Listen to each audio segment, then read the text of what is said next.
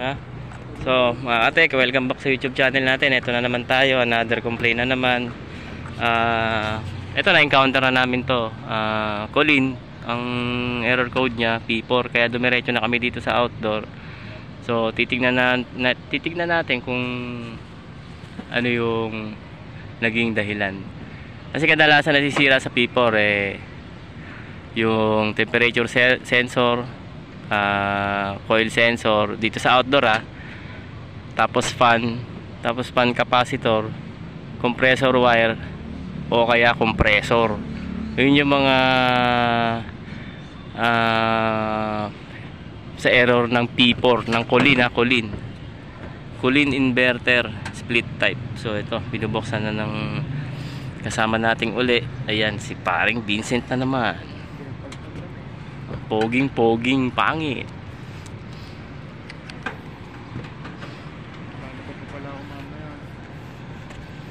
OT pa more. Yung mga katek kapag may OT kami, mas malaki ang kita. Kapag walang OT, di wow. So sa mga aircon tech natin dyan, ingat-ingat kayo mga katek sa mga ginagawa nyo. Easy lang, relax. Minsan lang kami nag-OT, hindi naman kami araw-araw nag-overtime. Pagka hindi kaya ng katawan, hinihindihan na namin yan. So hintayin natin buksan ni paring Vincent yung unit. P4.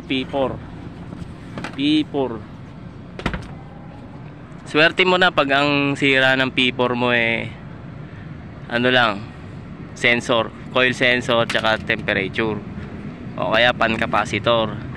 Kapag ang sira mo compressor o kaya fan motor, medyo mahal na.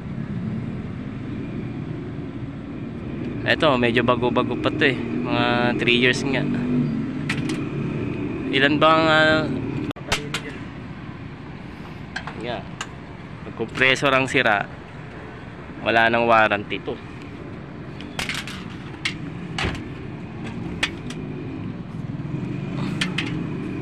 P4. Naka na bang Philips brad para matulungan kita?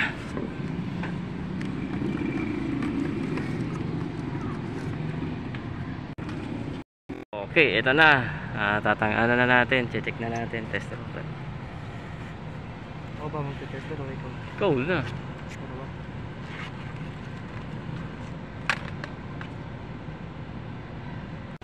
Ay, check na ni paring Vincent yung compressor. Tanggalin mo muna yung brad.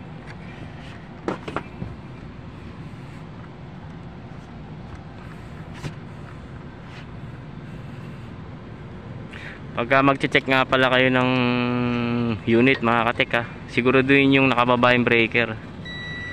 Ayan, ano na, wala nang paligoy-ligoy pa. Check na natin yung continuity kung may ground siya para mabilis.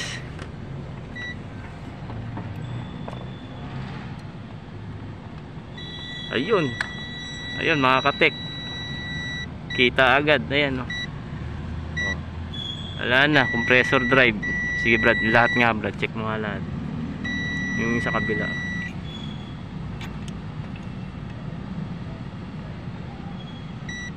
Wala, lahat. So lahat mga katek, lahat siya may continuity, ibig sabihin grounded. Sa ohms nga kaya brad. Sa ohms, yun natin. Sa ohms, tingnan natin yung value nung nung bawat ng coil.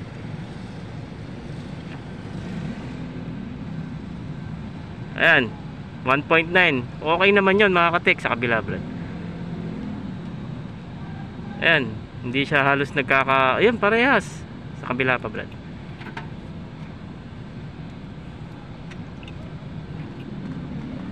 Sige.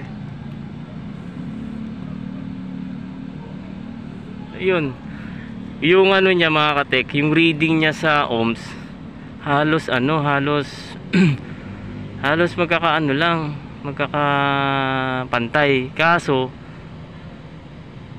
pag chinek mo sa continuity sa may ground, wala na, grounded. Ayan, meron nga 9.0 yung ano niya, 9.1, 9.2 yung grounded niya. So, yun mga katek, medyo mahirap din mag-declare ng compressor sira, lalo na halimbawa, ngayon, chinek namin may continuity yung coil pipe at saka yung sa terminal sa sa running, starting tsaka common. Yun, naswertehan lang namin yun. Pero kung wala kaming ma-reading na tawag dito, ma-reading na continuity dito sa coil pipe tsaka sa terminal ng running, starting, common, medyo mahirap yun mga katek, kasi ang madideclare mo lang doon kasi P4 kasi compressor drive, pero i-check pa rin natin itong mga fan, itong capacitor, i-check natin, no Brad, check natin yung capacitor.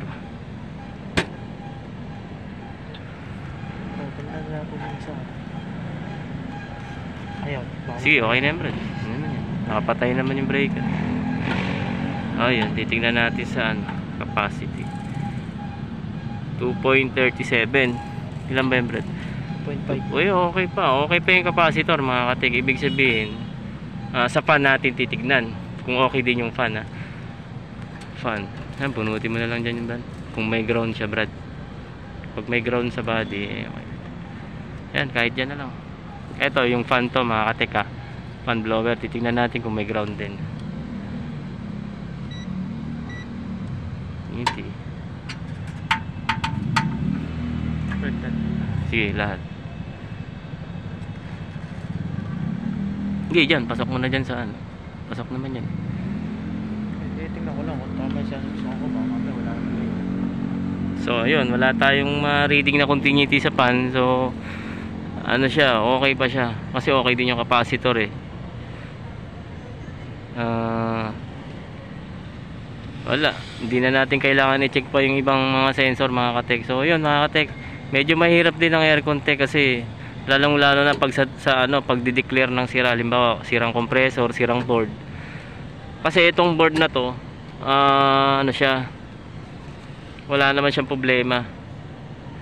Ang P4 lang talaga kasi alam naman ninyo yan mga katik, mga matatagal na mga batikan natin kung diyan, technician, aircon technician natin diyan, na kapag P4 yun na.